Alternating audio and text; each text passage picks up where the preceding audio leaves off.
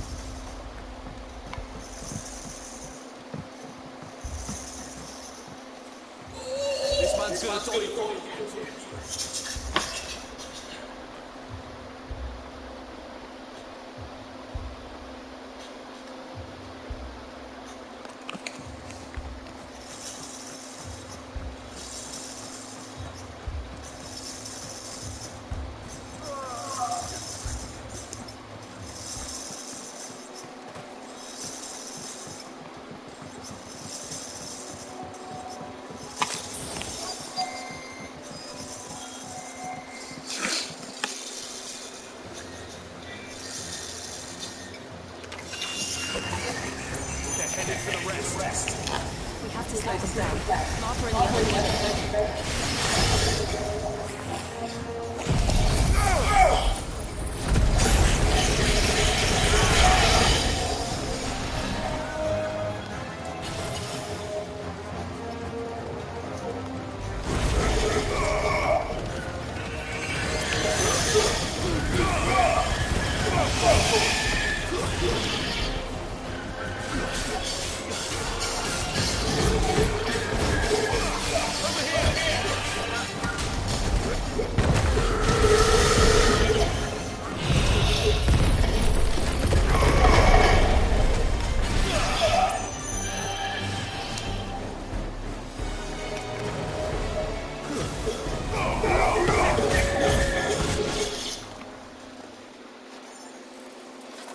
Something's coming.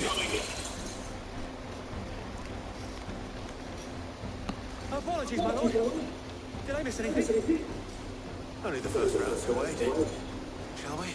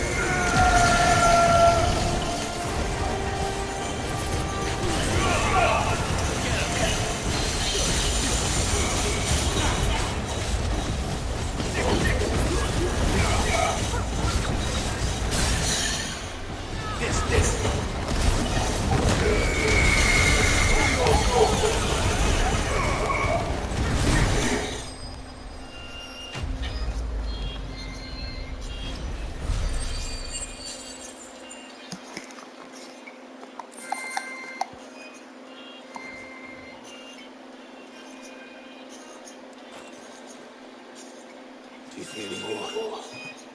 No. I think that was the last of them. But it won't be long before the next lot arrive. Then we make for Martha's while we can.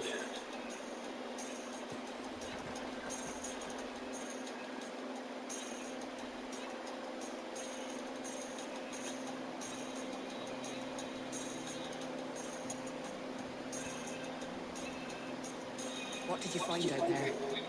The same as Sir Wade. Scores of Akashics. Well, wherever they came from, they're gone now. Our lookouts say the lowlands are clear. Hopefully we'll have enough time to lick our wounds. How many of your men were injured? Damn sight less than if you hadn't turned up. Thank you. It was a hard-fought victory. But as long as the skies remain dark, I fear the Akashic's numbers are only going to rise. It's not a matter of if the Horde will be back, but when. And whether that's sooner or later, we'll need to be ready. The inn here affords a good view of the land, and is easily defendable. I'd like to make this one of our outposts. What do you say, Martha? You'd have more men to guard the rest. Well, when you put it like that, of course they can stay.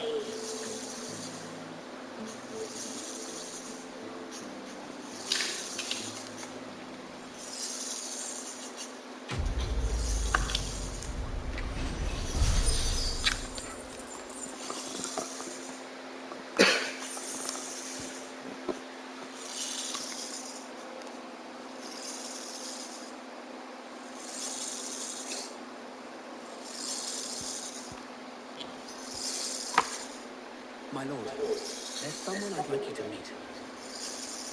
Oscar, over here.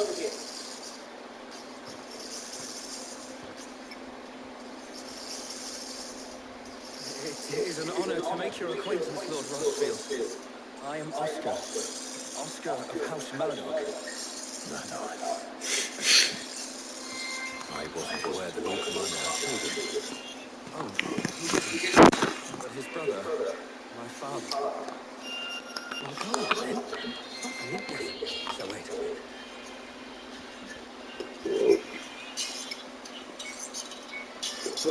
If it please, my lord Marquis, might you take me as your squire?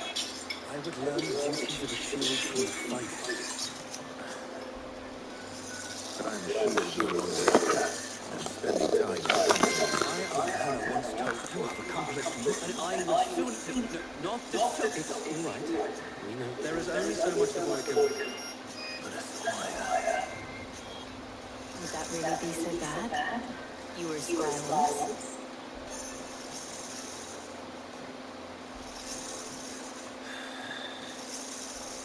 Know that I'll show you as much leniency as your uncle showed me. I wouldn't have it any...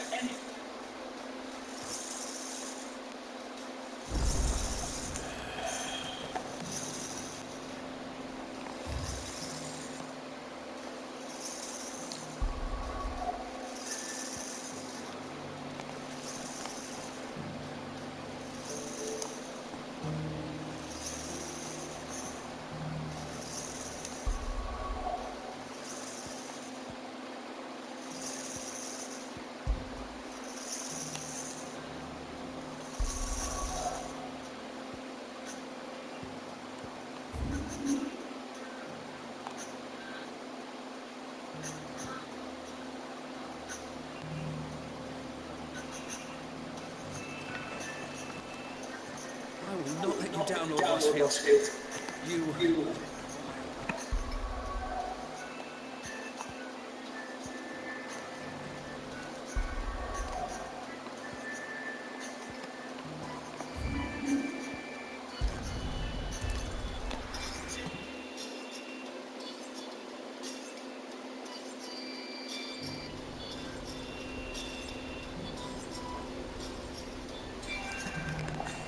What? Can't.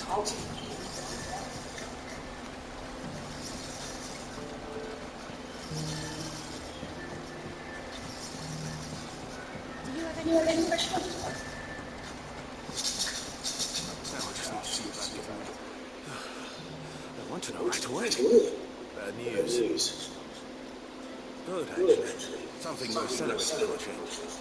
Only trouble is, the serving girls still new to the job, so I can't leave her while I go and invite those I'd like to see. What exactly are you celebrating, if you don't mind me asking? I've come by particularly fine for Hope. A Gotan 66. Gotan news is the only good thing to have ever come out of the Empire. And most wouldn't part with a 66 if you held a knife to their throats. So I've heard. Oh, so you know of it then? Clearly you're a gentleman of taste. A gentleman who might sympathize with my predicament, perhaps? Would you pass the good news to a few friends of mine? I'll give you a little something for your time, of course. Sounds simple enough. So you'll do it? Marvelous. Thank you. You won't need to go far. All three of them should be right here in the market. There's Aldrich the porter, Milan the butcher, and Bolek, a guard over at the north gate. Three of the finest fellows in Boklad, if you stop by again when you let them know. And I'll give you your little something. I'll be right back.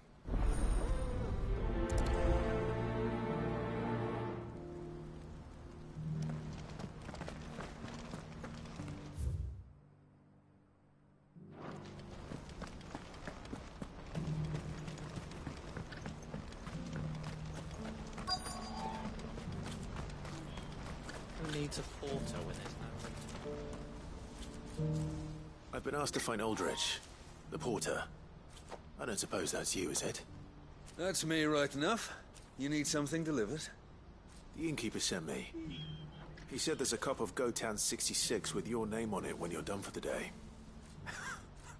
A 66? Look at me. If he's just got hold of it now, it must have been in the crates he had me carry down from Sambrek. From the Empire to Boklad. You must be a braver man than most. That's a treacherous route at the best of times. Such is the porter's lot. There's not a patch of storm these feet haven't traipsed across. It's Oriflamme one day, then off to Canva the next. The farther you're willing to go, the fatter the purse. Which is why there's no shortage of competition for some of the longer routes. I'd say I've done enough for today to earn myself a cup of something tasty. Thanks for letting me know.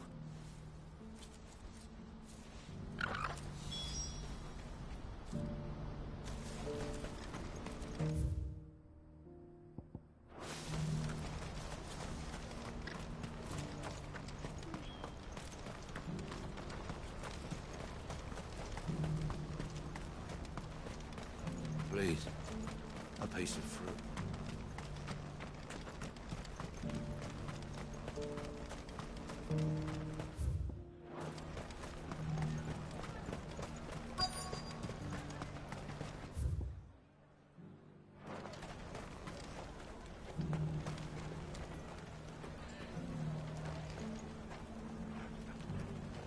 Are you Milan, the butcher? That's me. What can I do for you? The innkeeper's just had a special delivery. He thought you might like to join him for a cup of wine after you pack up for the day. He knows me only too well. And I've got a ham here that will go handsomely with a nice drop. Wine and ham to spare. Boklad clearly isn't suffering then. Comes with being the place everyone has to pass through to get to everywhere else. Those who travel the Crystal Road bring all manner of goods with them. We get meat from Sanbrek, herbs from Rosaria. Why, sometimes we even see curiosities from across the Narrow. Or rather we did, till not so long ago. These are lean times, and even Boklad isn't the bustling trading post it once was. Still, there's no point dwelling on it. Better to live life while you can, eh? And on that note, it sounds like there's a cup of wine needing my attention.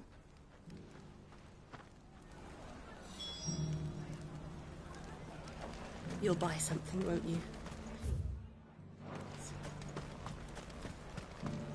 You've raised the price. I showed you my pass. What more do you want from me? I'm looking for Bolek. I was told he'd be guarding the gate. Well, you found him. You're not here to enlist, I take it? The innkeeper sent me. He's just taken delivery of a rare vintage, a Gotan 66. He thought you might like a cup. I've never said no to a goat hand. I'm not about to start now. Thanks for letting me know. You must be a busy man. No one's making for the refugee camps anymore. Not after what happened in the Dominion. Meaning, they linger here instead. I spend more of my days moving beggars along than I do manning these gates. What gets to me are the gangs that prey on the poor sods. As if they haven't suffered enough. Some days you can't help but wonder what the world's coming to. You know what? That wine's sounding better by the moment. Hold on. I wonder if the innkeeper might spare a cup of that wine.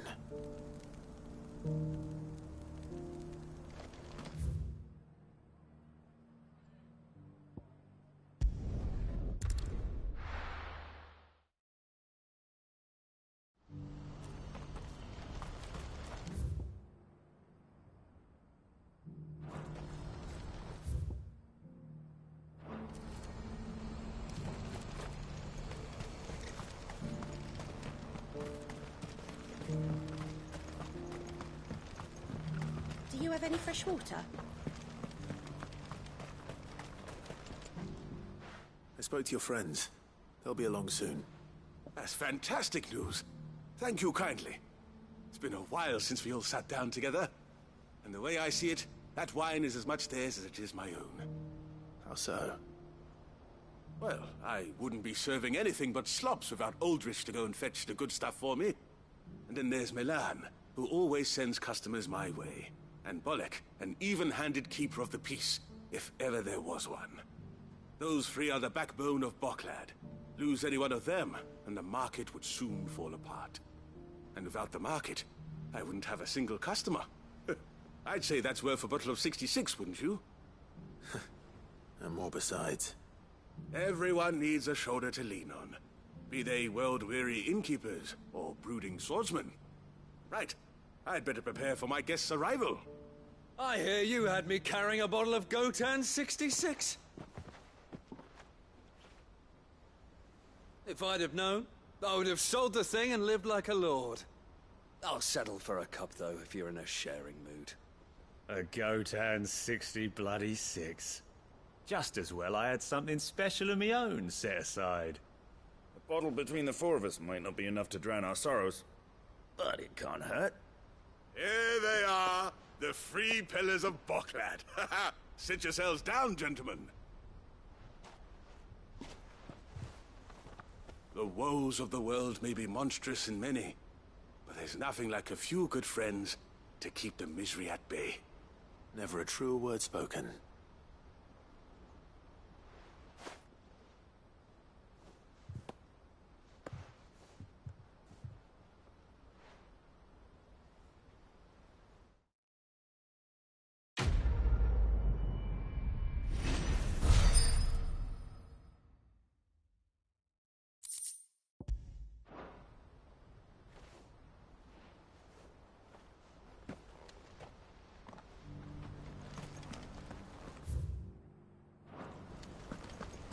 Do you have any fresh water?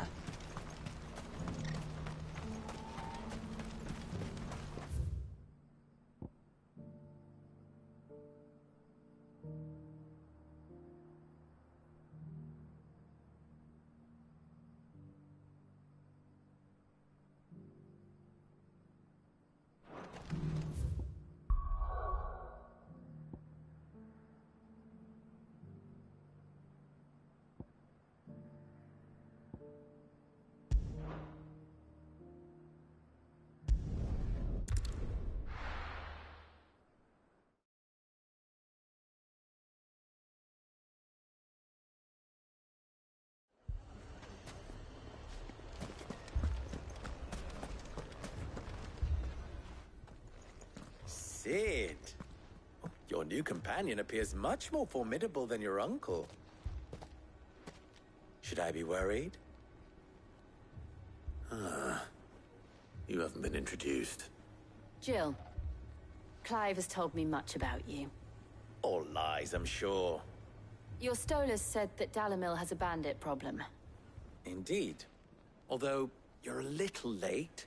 They left with our food and guild days ago. Any idea where they went? The desert's a big place. Your guess is as good as mine. But the fact is, I have more immediate concerns. What did you say to me? What did you say? Ah, as if by magic. Let's just say we've yet to reach a consensus about how to solve Dalimil's little problem. And at this rate, it won't be the actions of the band. I've tried reasoning with a dissenting... Perhaps we could talk to them. What makes you think they'll listen to us? What makes you think they won't? She makes a fair point.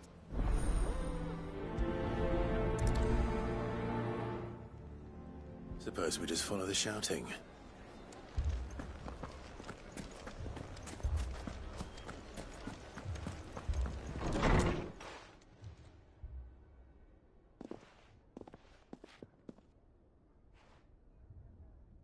You wouldn't talk like that if it had been your men whose throats were slit.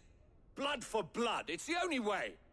We hire mercenaries and have them mount the bandits' heads on our walls as a lesson to the rest.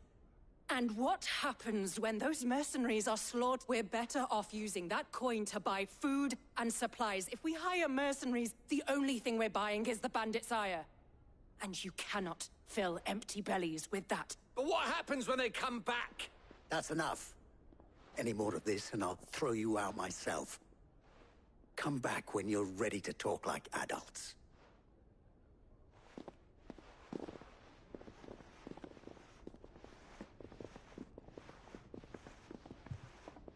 Victor. What's he doing here?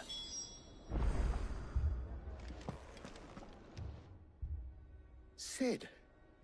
And Lady Jill. What brings you here? I was about to ask you the same thing.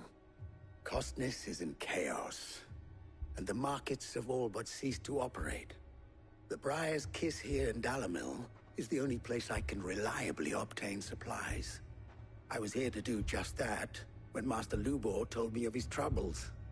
He thought I might be able to talk some sense into these fools. But if you're here, I suppose his patience must be waning. Who are those people? Those were the thorns in Lubor's side. And the reason this place might be headed the same way as Costness. It's these accursed skies. The darkness is enough to drive a man to madness. Or an entire city, for that matter. We're still working on the skies. But in the meantime, perhaps we can find a solution to Dalimil's problems. I hope so. For all our sakes.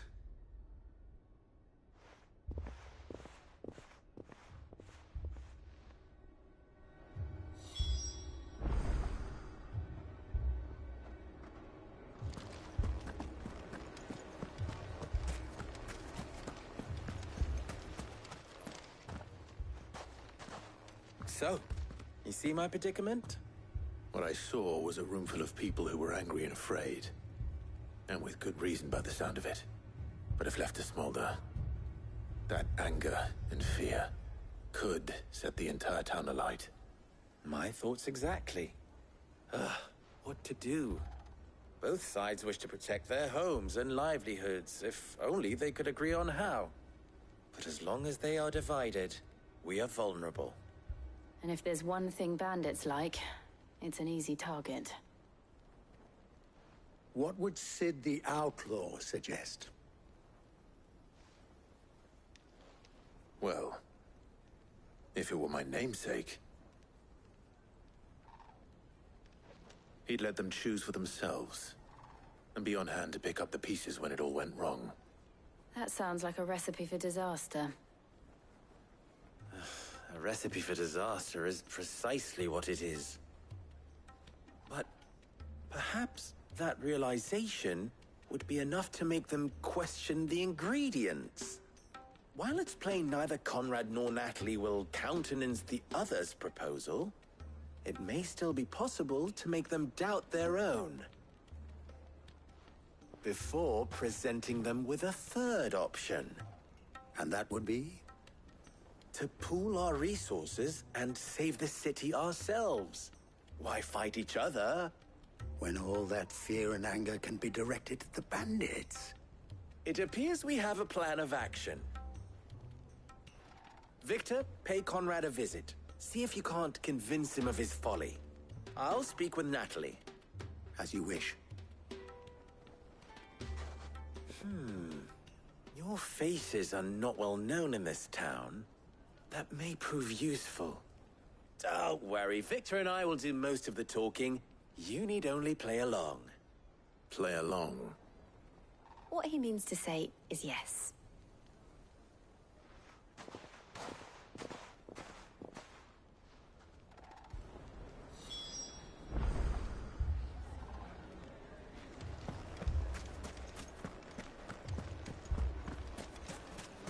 Picture it, Conrad.